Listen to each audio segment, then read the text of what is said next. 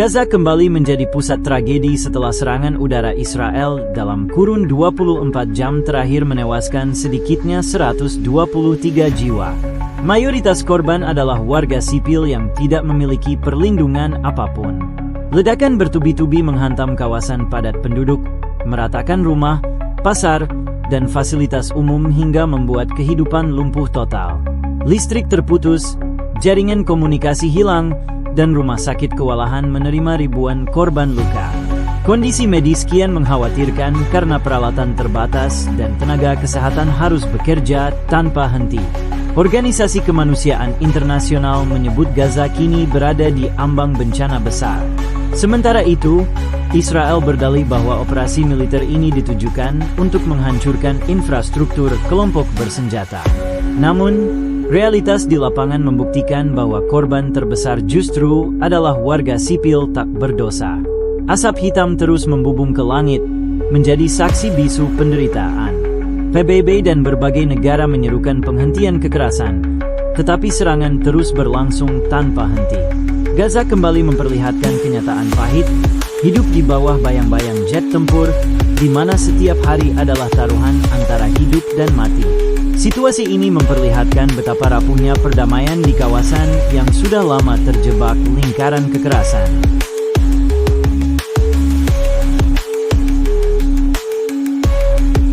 Gelombang serangan udara ke Gaza bukan hanya menimbulkan korban jiwa, tetapi juga memicu gejolak besar di dalam negeri Israel sendiri. Ribuan warga Israel turun ke jalan sebagai bentuk kekecewaan terhadap pemerintahan Netanyahu. Demonstrasi yang awalnya berlangsung damai berubah menjadi ledakan amarah yang tak terkendali. Massa membawa spanduk dengan tulisan keras menuntut Netanyahu mundur dari kursi kepemimpinan. Obor dinyalakan, teriakan perlawanan menggema di jalanan Yerusalem, sementara aparat keamanan berusaha menahan massa dengan gas air mata dan water cannon. Namun, jumlah demonstran yang terus bertambah membuat upaya pengendalian sulit dilakukan. Situasi mencapai puncaknya ketika sebagian dari mereka berhasil menembus barikade pengamanan dan membakar pagar rumah Perdana Menteri. Api menjalar hingga halaman rumah resmi Netanyahu, memicu kepanikan aparat yang berjaga. Ironisnya, di saat Netanyahu dikenal sebagai sosok yang mengendalikan api di Gaza, kini justru ia harus menghadapi kobaran api di pintu rumahnya sendiri. Peristiwa ini mencerminkan retaknya kepercayaan rakyat terhadap kebijakan militer yang dinilai hanya membawa malapetaka, baik bagi rakyat Palestina maupun masyarakat Israel sendiri. Yerusalem pun berubah menjadi kota dengan malam panjang penuh ketidakpastian.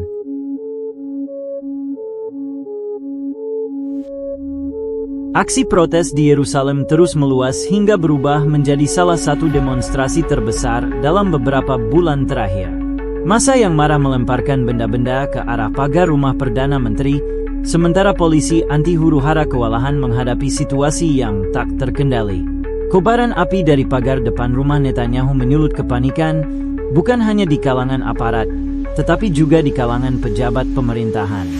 Gambar-gambar dari lokasi dengan cepat menyebar ke media sosial dan televisi internasional, memperlihatkan bagaimana simbol kekuasaan Israel kini justru dilalap api kemarahan rakyatnya sendiri. Absennya Netanyahu saat peristiwa memuncak menambah kemarahan publik. Ia dilaporkan dievakuasi lebih awal, meninggalkan kesan bahwa ia lari dari tanggung jawab di tengah krisis. Kritik pun bermunculan. Netanyahu dianggap lihai berbicara di televisi, tetapi menghilang ketika rakyatnya membutuhkan kepemimpinan nyata. Demonstrasi ini menandai puncak akumulasi kekecewaan masyarakat atas kebijakan yang dinilai tidak hanya memperburuk konflik eksternal dengan Gaza, tetapi juga menjerumuskan Israel ke dalam krisis domestik. Api yang membakar rumah Perdana Menteri menjadi simbol paling nyata bahwa kepercayaan publik terhadap pemerintah mulai runtuh secara dramatis.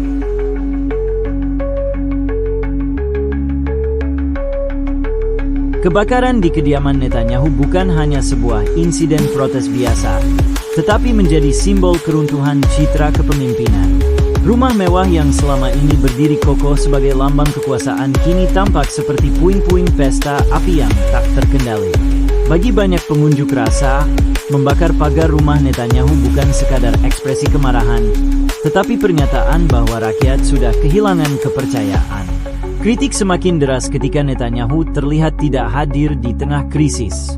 Bagi banyak warga Israel, tindakan tersebut mencerminkan kelemahan pemimpin yang seharusnya berada di garis depan menjaga stabilitas. Pengamat politik menyebut peristiwa ini sebagai pukulan paling telak terhadap legitimasi Netanyahu. Ia kini tidak hanya menghadapi tekanan internasional akibat serangan ke Gaza, tetapi juga harus menjawab protes domestik yang semakin keras. Israel terjebak dalam dilema besar. Jika melanjutkan serangan ke Gaza, dukungan internasional semakin terkikis. Jika menghentikan operasi, ia dianggap lemah oleh kelompok garis keras. Situasi ini memperlihatkan paradoks pahit. Gaza terbakar oleh bom, sementara Yerusalem terbakar oleh amarah rakyatnya sendiri. Dunia internasional dengan cepat menyoroti peristiwa ini sebagai cerminan dari krisis dua wajah yang dialami Israel. Di satu sisi, Gaza luluh lantak akibat serangan udara, dengan ratusan korban sipil berjatuhan dan ribuan lainnya kehilangan rumah. Di sisi lain, di jantung Yerusalem sendiri, rakyat Israel melampiaskan kekecewaan dengan membakar simbol kekuasaan Perdana Menteri mereka. Reaksi global datang silih berganti. Negara-negara di Timur Tengah mengecam keras tindakan Israel di Gaza, menyebutnya sebagai kejahatan perang yang secara terang-terangan menyasar warga sipil. Sementara itu, di Eropa, seruan untuk segera menghentikan kekerasan semakin lantang terdengar. Dewan Keamanan PBB pun mengagendakan pertemuan darurat, namun pengalaman menunjukkan bahwa resolusi atau seruan PBB seringkali berakhir sebatas kata-kata tanpa tindakan nyata. Di sisi lain, media internasional justru menyoroti kebakaran di rumah Netanyahu sebagai simbol kegagalan pemerintah Israel dalam menjaga stabilitas domestik. Foto-foto dan video kebakaran itu viral di berbagai platform, memicu komentar sinis dan satir dari netizen dunia. Netanyahu bisa membakar Gaza, tapi tak bisa menjaga rumahnya sendiri, tulis salah satu komentar yang ramai dibagikan. Peristiwa ini mempertegas bahwa Israel kini tidak hanya menghadapi tekanan eksternal, tetapi juga terancam runtuh dari dalam.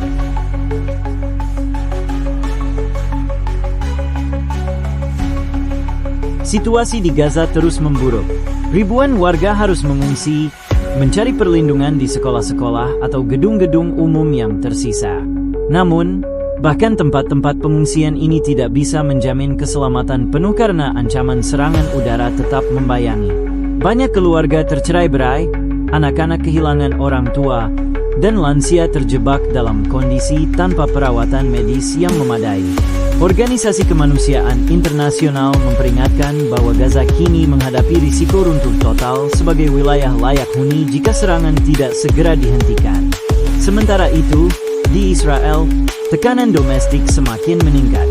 Demonstrasi melawan Netanyahu meluas ke kota-kota lain, menandakan bahwa protes bukan hanya milik warga Yerusalem, tetapi juga suara rakyat dari berbagai wilayah. Bagi sebagian masyarakat, api yang membakar pagar rumah Perdana Menteri adalah simbol nyata bahwa mereka sudah tidak lagi percaya pada kebijakan pemerintah. Israel menghadapi krisis identitas. Melanjutkan perang berarti memperburuk isolasi internasional, tetapi menghentikannya berarti dianggap lemah oleh kelompok garis keras. Situasi ini membuat Israel seakan berada di jalan buntu yang penuh risiko, tanpa pilihan yang benar-benar aman.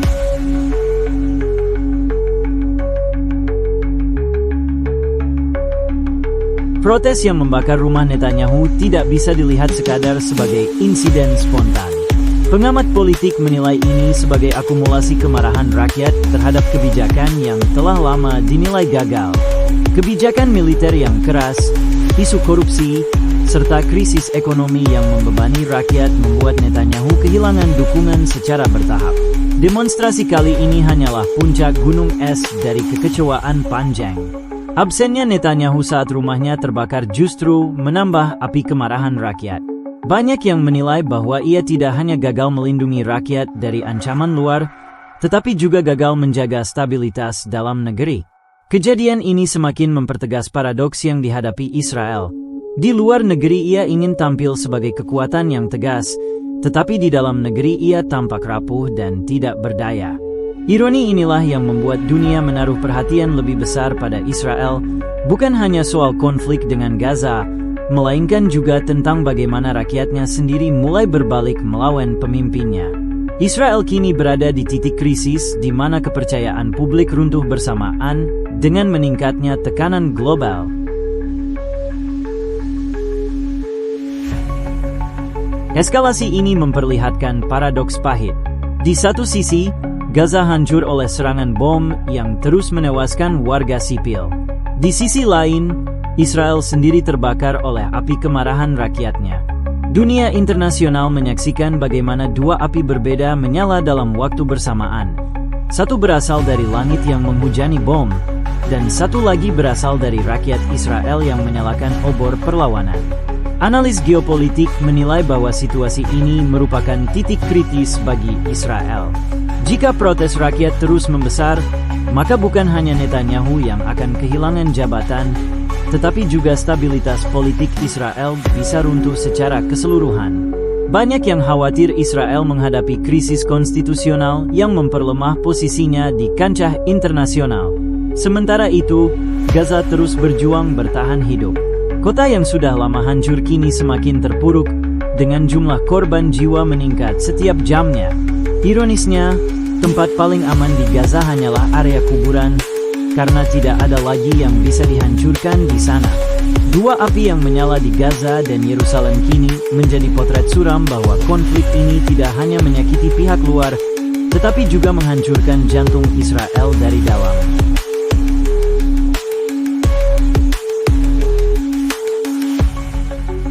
Setelah kobaran api yang melahap pagar rumah Netanyahu menjadi berita utama dunia, tekanan terhadap pemerintah Israel semakin berat. Dukungan dari negara sahabat pun mulai goyah. Mendukung Israel secara penuh kini dianggap berisiko menanggung beban citra buruk di mata internasional. Di media sosial, simpati terhadap Gaza meluas, sementara Netanyahu menjadi bahan kritik dan bahan olok-olok tanpa henti. Banyak warganet menyebut bahwa Netanyahu adalah satu-satunya pemimpin yang berhasil membuat rumahnya sendiri trending global bukan karena prestasi, melainkan karena terbakar. Tekanan ini semakin memperlemah legitimasi pemerintahannya. Israel kini berada dalam dilema yang sulit. Melanjutkan serangan akan membuat dukungan internasional semakin menipis, tetapi menghentikannya berarti dianggap menyerah oleh kelompok garis keras yang masih menuntut kemenangan militer. Gaza tetap menangis, Israel tetap membara, sementara solusi politik maupun diplomasi tampak semakin jauh dari harapan. Situasi ini memperlihatkan bahwa krisis kali ini bukan sekadar siklus konflik biasa, melainkan titik rawan yang dapat menentukan masa depan Israel dan kawasan Timur Tengah secara keseluruhan. Pada akhirnya, tragedi yang menewaskan 123 warga Gaza dalam waktu 24 jam hanyalah potongan terbaru dari lingkaran kekerasan panjang yang tak kunjung berhenti. Gaza menangis dengan ratusan korban sipil, sementara Israel membara oleh amarah rakyatnya sendiri. Para analis politik menyebut Israel kini menghadapi krisis dua wajah. Satu wajah menatap Gaza dengan bom, wajah lain dipukul rakyat dengan obor. Dunia bertanya-tanya apakah ini akan menjadi titik balik menuju perubahan besar atau justru awal dari kehancuran yang lebih dalam. Lembaga kemanusiaan memperingatkan bahwa Gaza hampir runtuh total sebagai wilayah layak huni.